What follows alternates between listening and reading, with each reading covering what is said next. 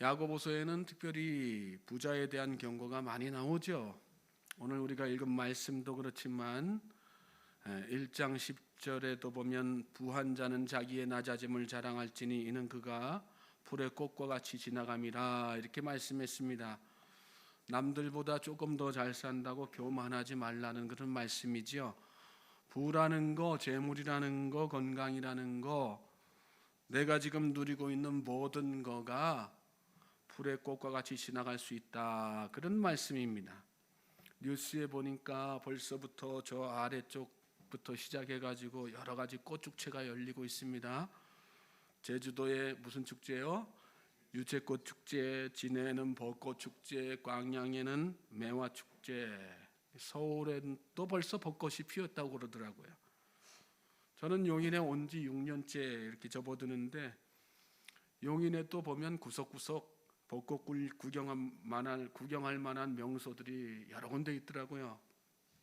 해마다 날 잡아가지고 좀 구경 좀 해봐야지 이렇게 계획을 하는데 꼭 이런 일 저런 일 생겨가지고 때를 놓치고 좀 지나서 나중에 이렇게 찾아가 보면 불과 며칠 사이인데도 그 하얀 꽃잎들이 다 사라지고 가지만 앙상합니다. 그래서 한 번도 제대로 구경해 본 적이 없습니다.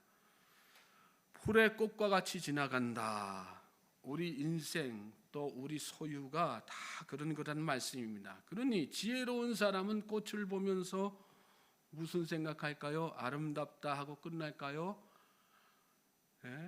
지혜로운 사람은 그 지는 꽃을 보면서도 내 인생에 영원한 건 아무것도 없구나, 하나님 앞에서 교만 떨지 말고 겸손하게 살아야 되겠구나 깨닫는 거죠.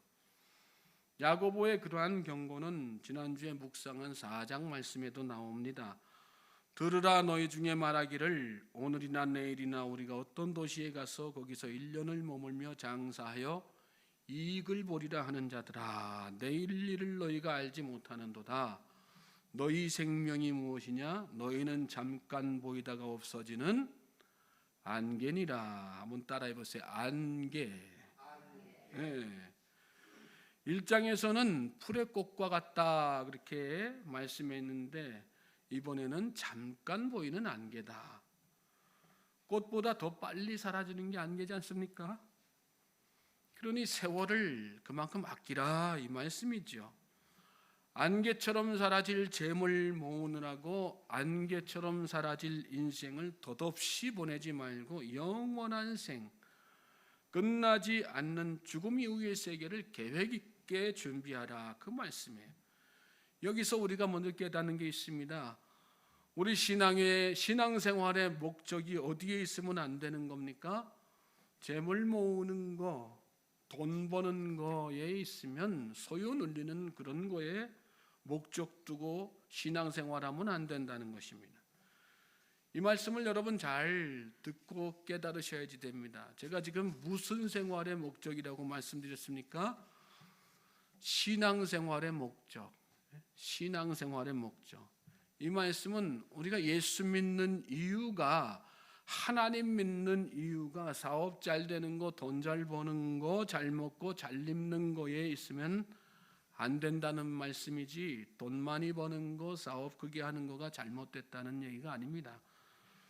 지난주에도 말씀드렸지만 여러분, 부는 죄가 아닙니다.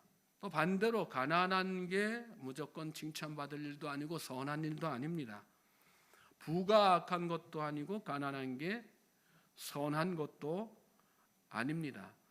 성경에는 신구약 어느 곳에서도 부와 가난에 대해 선과 악으로 판단한 적이 없습니다. 이 얘기는 무슨 뜻일까요? 하나님의 관심이 부와 가난에 있지 않다는 그런 말씀입니다. 그래서 우리 신앙생활이 거기에 목적을 두면 안 된다, 그런 말씀을 드린 것입니다. 신앙생활이란 여러분, 하나님의 관심 안에 있는 것을 목적하는 것이지 관심 밖에 있는 것을 목적하는 것이 아닙니다. 예수님도 마찬가지였습니다. 예수님은 분명 가난한 자들을 위로하시고 격려하셨죠.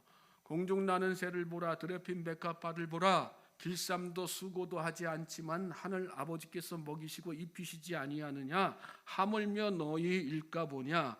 그러므로 내일 일을 위하여 염려하지 말라. 내일 일은 내일이 염려할 것이요 한날의 괴로움은 그날의 족하다. 내일 먹고 살 일이 걱정돼서 오늘도 시름 가운데 사는 가난한 백성들에게 위로의 말씀을 하시는 것이지요. 그렇지만 예수님은 이렇게 가난한 자들을 위로하셨을 망정 너희들 가난한 게 좋은 거니까 앞으로도 가난한 그대로 살아라 하신 적도 없고, 부자가 되는 것은 나쁜 것이니 부자들 생각하지 말아라 말씀하신 적도 없습니다. 반대로 가난은 죄다, 형편없는 거다, 부자 되는 게 좋은 거다, 어떻게든 너희들 부자 되라, 그러면서 부자가 될 수 있는 방법을 가르쳐 주신 적도 없습니다. 부와 가난이 주님의 관심이 아니었다는 말씀입니다.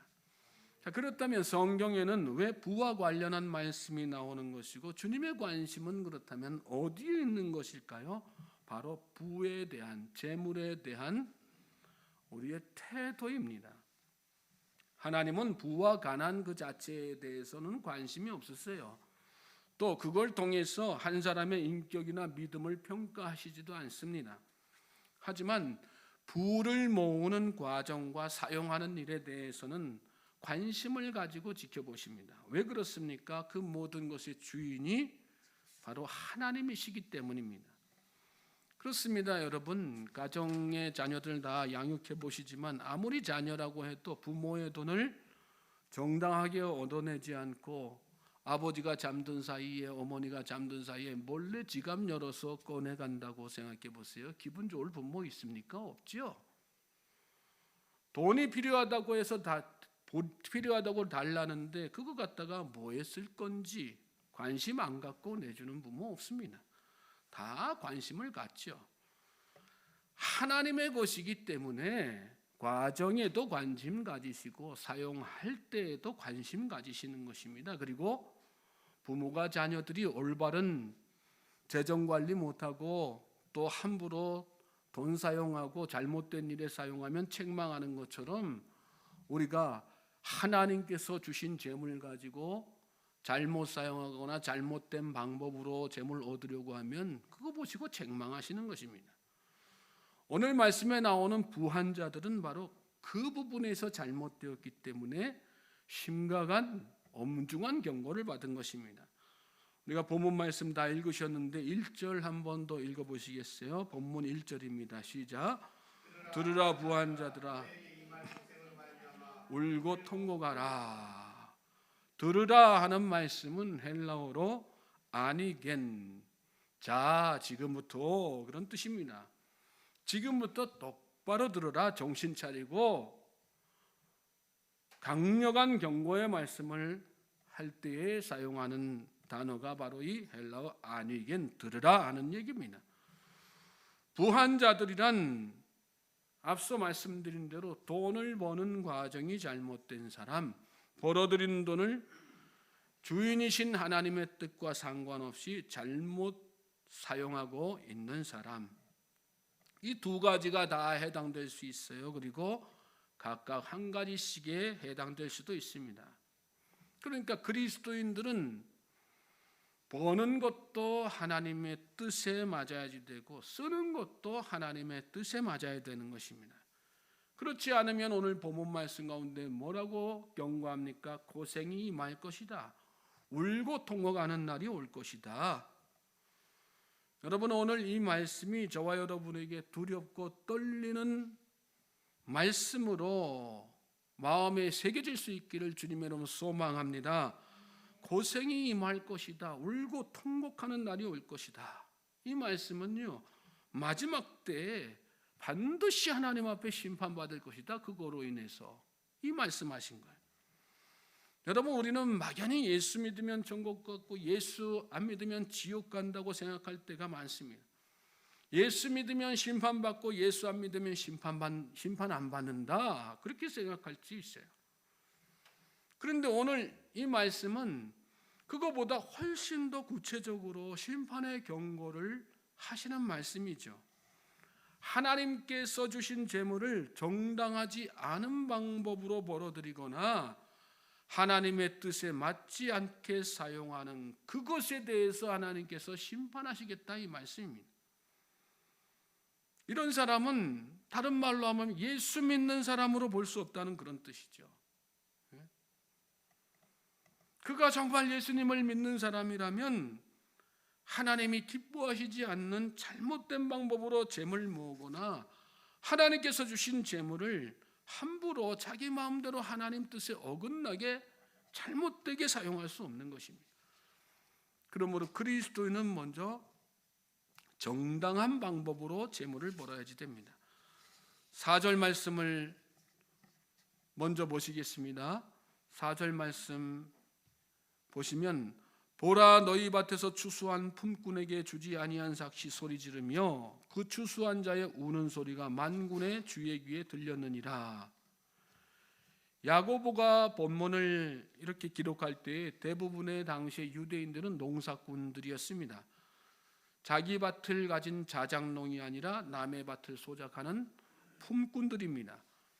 이 말씀에 나오는 부자는 땅을 가진 사람이죠. 그들은 무역으로 돈을 벌어가지고 땅을 사고 또 그 땅을 다시 소작농에게 맡김으로 또 다른 부를 이루고 있었습니다.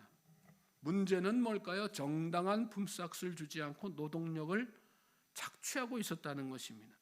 야고보는 바로 그런 사람들에게 말씀하는 것입니다.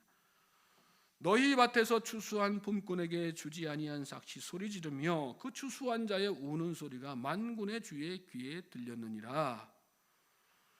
이 말씀에 주지 아니한으로 번역된 헬라어 아페스테레메노스는 훔치다, 강탈하다, 빼앗다, 속이다 그런 뜻을 포함하고 있어요. 당시의 지주들이 권력을 등에 업고 힘없는 노동자들의 품삯을 속이고 강탈하고 빼앗는 그런 모습을 표현한 것입니다. 노동자들의 품삯, 힘없는 노동자들의 품삯을 강탈하고 착취하는 일은 어제 오늘 일이 아니죠. 우리나라도 외국인 노동자들이 많이 들어와 있는데 알게 모르게 착취하는 사람들이 얼마나 많은지 모릅니다. 그들의 약점을 이용해 가지고 자기 배를 배불리는 거예요. 지적으로 연약한 사람들, 건강상으로 약자인 사람들 몇십 년씩을 부려먹고 정부 지원금까지 중간에 막 착복하는 그런 악한 사람도 있습니다. 사회법으로도 분명히 그런 사람들 다 처벌받죠. 그런데 그 사회법으로 처벌받는 것보다 더 무서운 게 뭐예요? 나중에 하나님 앞에서 다 심판받는다는 거예요. 말씀에 사기, 속이, 소리 지르며 그랬는데 사기란 돈 아니에요? 돈이 어떻게 소리를 지르겠어요?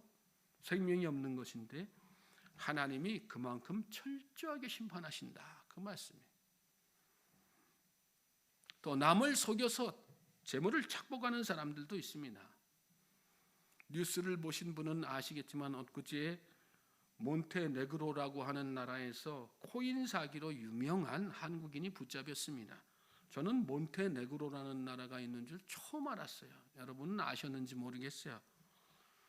한국, 미국, 싱가포르 이 경찰이 서로 그 사람을 송환하려고 막 애를 쓴다는데 국제적으로 아주 유명한 사람이죠.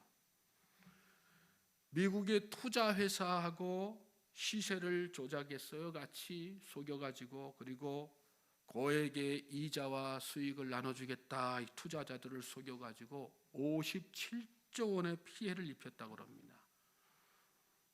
이번에도 또 이렇게 한동안 피해 다니면서 막 이런저런 나라 돌아다니다가 보니까 붙잡혔는데 위조 여건 가지고 막 피해 다녀요. 그렇게 인생을 속여가면서 싹 그러다가 이번에 다 걸린 거예요. 별의별 사람 다 있죠. 그런 큰 돈만 속이는 게 범죄입니까? 그것만 잘못된 겁니까? 여러분 요새 뉴스 보세요. 최근에는 음식점 먹튀하는 사람들이 얼마나 많아요. 가족 단위로 가서 먹튀하고 연인끼리 친구끼리 어울려가가지고 배 터지게 시켜먹고 혼자서 또 가서 시켜먹고 먹튀하고, 여러분 그게 다 남의 품삯을 속이고 강탈하는 거 아닙니까? 열심히 일한 그거 제품 하나 팔려고 얼마나 거기에 수고와 노동력이 들어가고 자기 자본이 들어가겠어요. 그거 강탈하는 거 아닙니까? 다 하나님이 다 아시죠. CCTV에도 다 찍혀가지고 이 인터넷으로 퍼지고 망신하고 그러는데 하나님이 그거 모르시겠어요? 교회 안에서도 교인들 속이는 사람들 있습니다. 같은 교인들.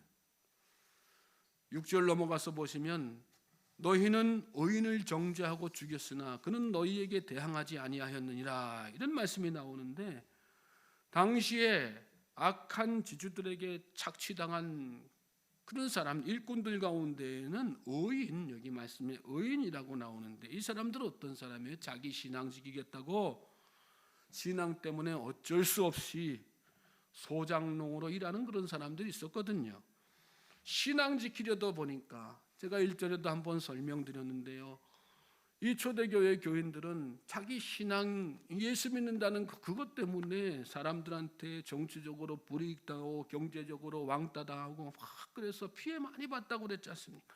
그래서 온전한 직업 가질 수가 없으니까 하는 수 없이 뭐예요?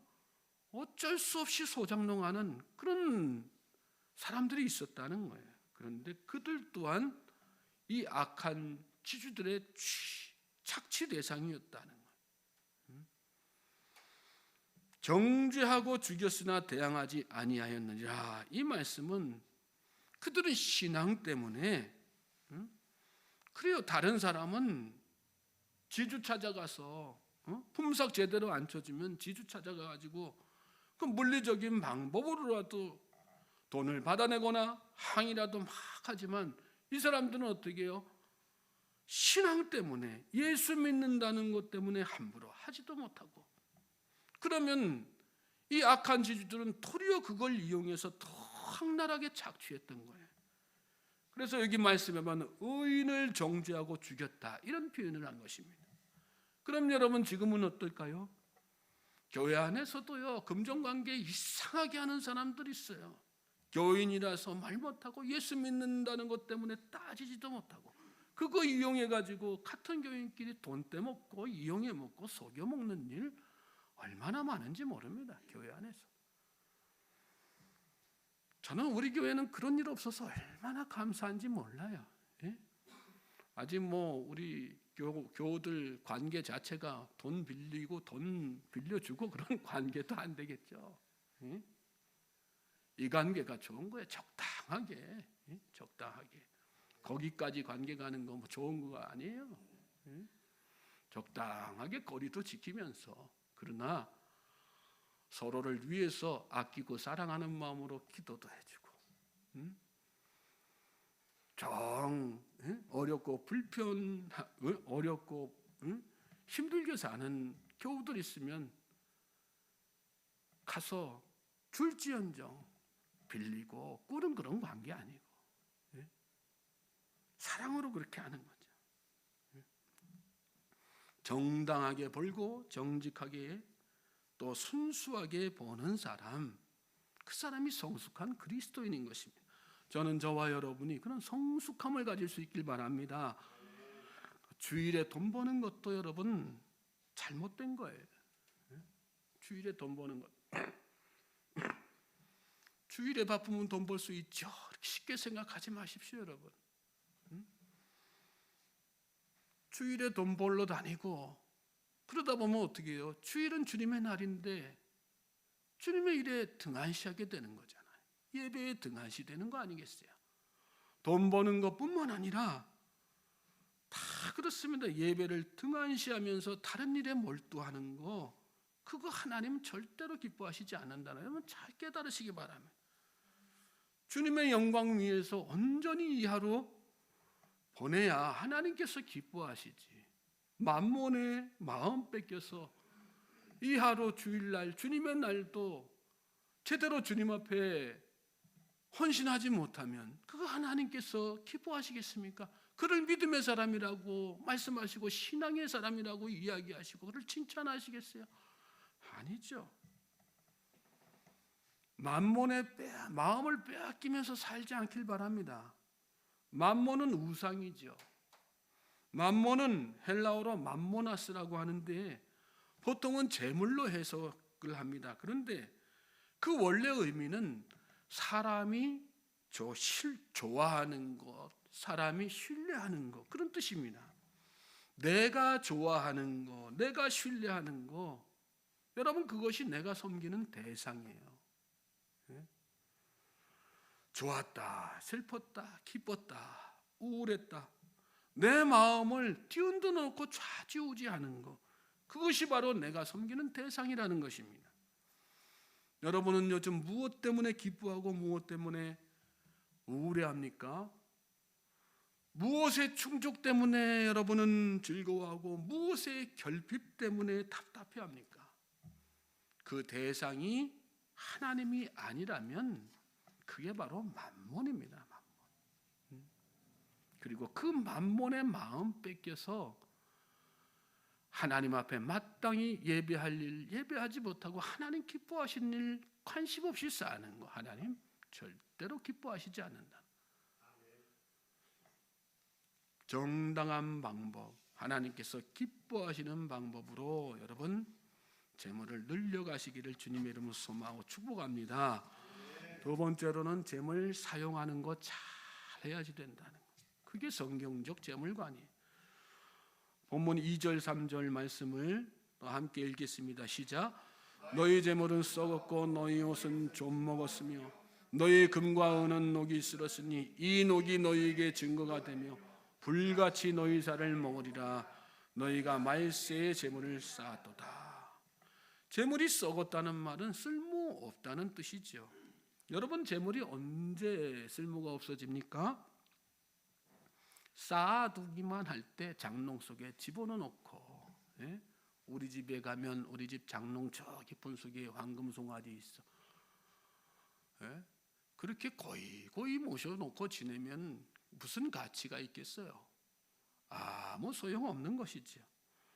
옷도 마찬가지죠. 여기 말씀에 보면 너희 옷은 좀 먹었으며 그랬는데 옷 입지 않고 장롱 저 깊은 곳에다 두면 그 아무리 아름다운 새 옷이라도 다 얼마 못 가서 좀 먹고 말죠.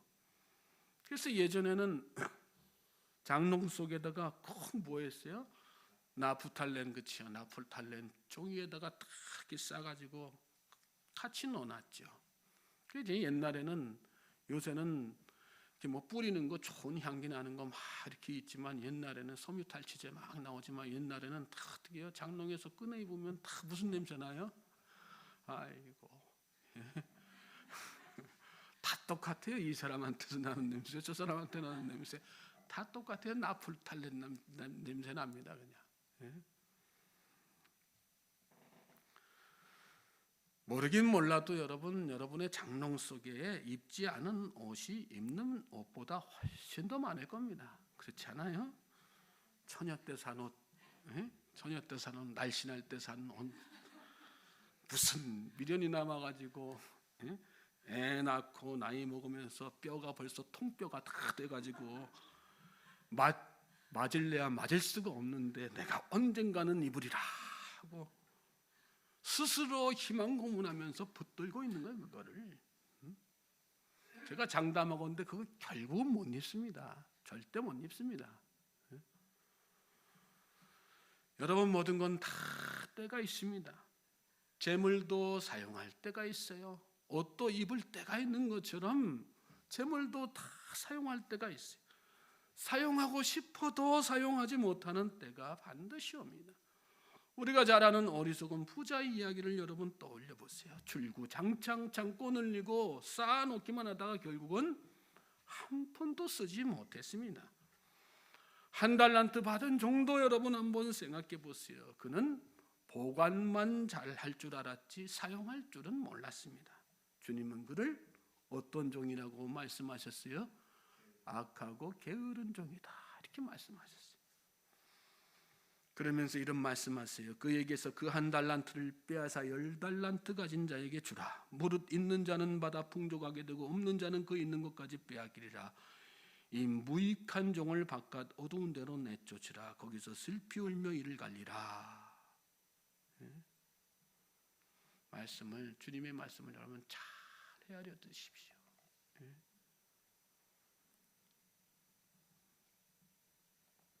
사랑은 퍼주면 퍼줄수록 다시 또 채워지는 거, 그게 사랑이라 우리 다 알고 있잖아요. 마찬가지야. 물질도 내가 이렇게 콕 싸질머지고 있으면 녹슬고 다 쓸모 없어지는 거예요. 퍼주고 좋은 일에 쓰고 그러면 하나님께서 거기에 더 이렇게 또 다른 물질로 채워주시는 거죠. 그래서 믿음은 여러분 항상 선행적이어야 돼요. 이 선행적이라는 게 좋을 선자 쓴 게 아니고 먼저 선자. 선행적. 간혹 어떤 사람들은 자신의 어떤 목표를 정해놓고 하나님 제가 이만큼 벌 때까지만 기다려주세요. 딱 거기까지만 벌면 그때부터는 제가 좋은 일 많이 할게요. 그런데 여러분이 인간관계 이렇게 해보시지만 여러분한테 평소에 밥 한 번 안 사는 사람이 어느 날 나한테 이만큼 투자하면 내가 2년 뒤에 3년 뒤에 아주 잘해줄게. 그러면 여러분 그 사람의 말을 듣고 여러분 가지신 재물을 선뜻 내주겠습니까?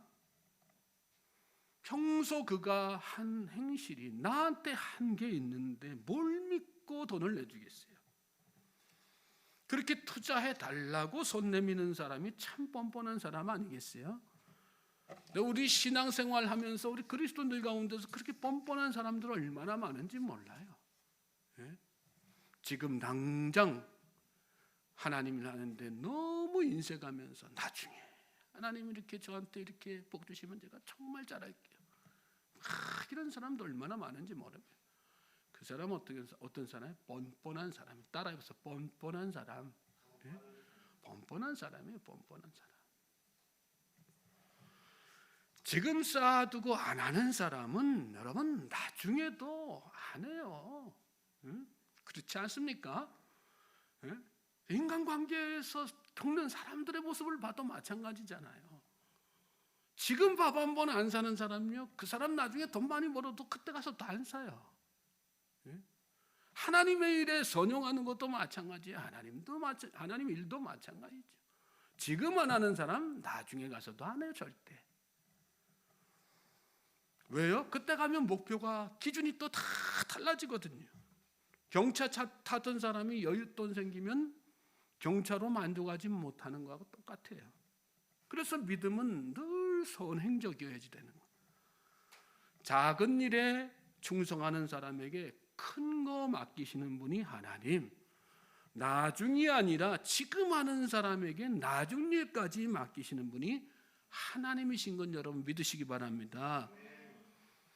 너희 금과 은은 녹이 쓸었으니 이 녹이 너희에게 증거가 되며 불같이 너희 살을 먹으리라. 너희가 말세의 재물을 쌓도다. 마지막 때가 있음을 아는 사람은 쌓아두지 않습니다. 그것이 증거가 되어가지고 하나님 앞에 심판받는다는 사실을 잘 알기 때문입니다. 하나님은 목적이 있으셔서 재물을 주시는 것입니다. 그러므로 주신 목적에 맞게 선용하는 사람이 믿음의 사람인 것입니다. 5절 말씀 보십시오. 너희가 땅에서 사치하고 방종하여 살육의 날에 너희 마음을 살찌게 하였도다. 여러분 검소하게 사실 수 있길 바랍니다. 사치하면서 살지 마세요. 사치하면서. 18세기의 영국 사회를 변화시켰던 감리교 창시자 요한 웨슬리 목사님은 설교를 참 많이 남기셨어요. 그런데 그 중에서도 가장 명설교로 꼽히는 것이 돈의 사용이라고 하는 제목의 설교입니다. 그리스도인들의 재물관에 대해서 말씀하신 그런 내용이에요. 크게 세 가지를 말씀합니다. 첫째는 할 수 있는 대로 많이 벌라. 이게 뭐 그냥 물불안갈이라고 수단과 방법 가리지 말고 이렇게 무조건 많이 벌어라 그런 뜻이 아닙니다. 할 수 있는 대로 많이 벌어라. 무슨 일을 하든지 게으르지 말고 전력 다해서, 또 지금보다 더 잘 벌기 위해서 하나님께서 주신 경험, 지혜 다 사용하고, 또 독서도 하고 연구도 하고 실천도 해서 많이 벌어야지 된다. 그게 그리스도인의 재물관이어야 된다는 거예요. 성경 말씀에도 나오지 않습니까? 어떤 사람 가난하게 된다? 게으른 사람 가난하게 된다. 그러니까 잠언 기자가 그런 얘기 하잖아요. 가난한 자야, 또 저기 개미한테 가서 부지런하게 사는 게 뭔지 좀 배우고 와라. 미물한테서라도 배워서 성실하게 근면하게 살라. 이렇게 이야기하지 않습니까? 두 번째는 할 수 있는 대로 많이 저축하라는 거예요. 무작정 돈 모으기 위해서 아까 말씀드린 쌓아두라는 얘기가 아닙니다. 당신과 당신의 가족에 필요한 만큼만 당신의 돈을 사용하되 결코 돈을 쌓기만 하는 수전노가 되지 말라. 그것은 가장 가난하고 악한 것이다. 또한 육체의 욕망과 쾌락을 위하여 돈을 낭비하지 말라.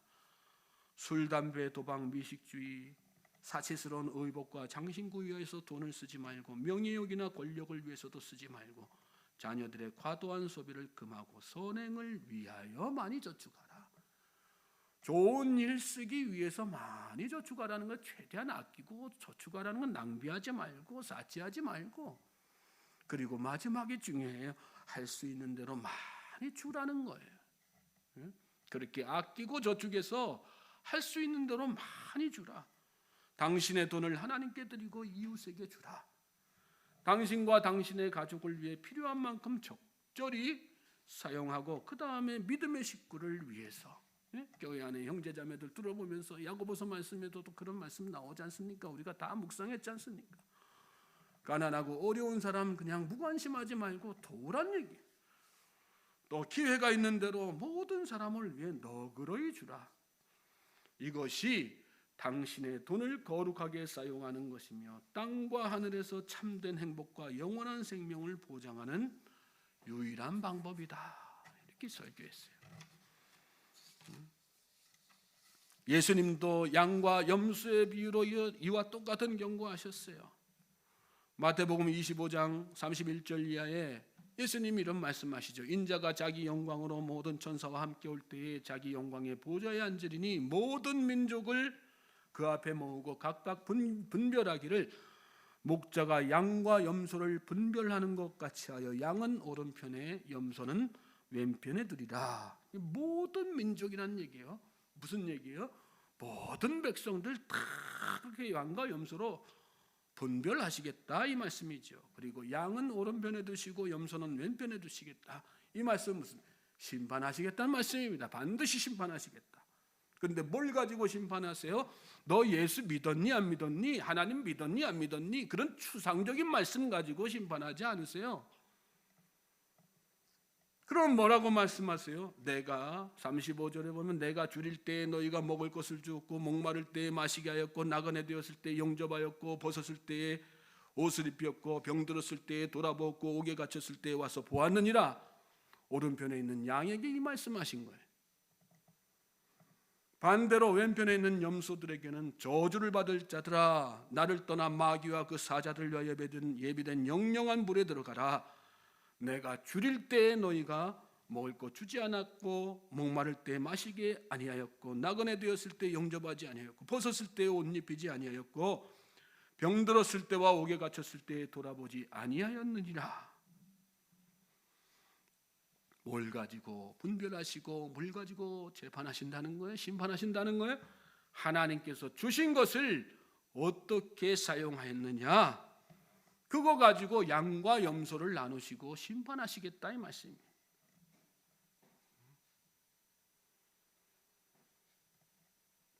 선용하는 거, 잘 사용하는 거, 그래서 그만큼 중요한 거예요. 우리가 신앙이 있는 사람이라면 두렵고 떨려서 그렇잖아요. 예수님의 다시 오심을 믿는 사람이라면 우리가 사는 이 세상이 우리가 생명 끝남과 동시에 끝이라고 생각하지 않고 죽음 이후에 영원한 세상이 있다고 하는 그 사실을 믿는 사람이라면 두렵고 떨리는 마음 생기지 않겠습니까? 얼마나 두렵고 떨리는 마음 생기겠어요.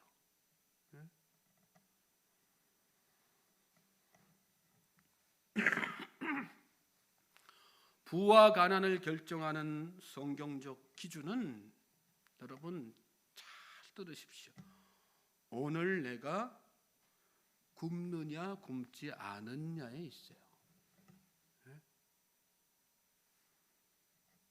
그래서 예수님은 기도문을 좀 가르쳐 주십시오 하는 제자들에게 주기도문 가르쳐 주시면서 뭐라고 가르쳐 주셨어요? 오늘날 우리에게 일용할 양식을 주옵시고 하나님 앞에 이렇게 기도해라, 이렇게 말씀하셨어요.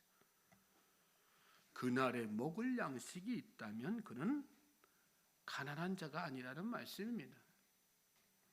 그 이상의 양식을 구할 필요도 없다, 그 말씀하신 거예요. 여러분, 그리스도인은 이 성경적 기준을 갖고 살아야 됩니다.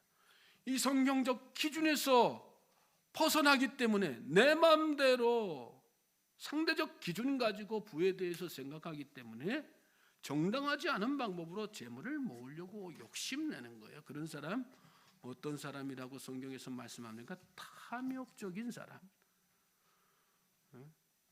성경적 기준에서 벗어나기 때문에 재물을 그냥 쌓아두기만 하고 사용할 줄을 모르는 거예요. 성경적 기준에서 벗어나기 때문에 주님께서 맡겨주신 건데도 불구하고 청지기 정신 가지고 잘 관리하고 잘 사용하는 것이 아니라 자기 몸을 위해서, 자기 삶을 위해서, 자기 쾌락 위해서, 자기 유익 위해서 먹고 마시고 사치하는 데다 마음껏 쓰고 소비하는 것입니다.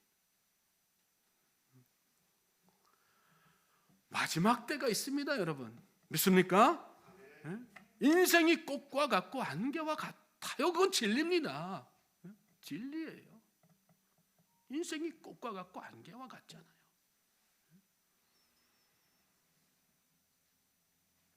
우리 교회도 연세 많으신 어르신들 계시지만 엊그저께가 청년 때 막 같으셨잖아요. 내가 30, 40대 40대가 먼 옛날 이야기가 아니라 돌아보면 엊그제 내가 30, 40대였었던 것 같은데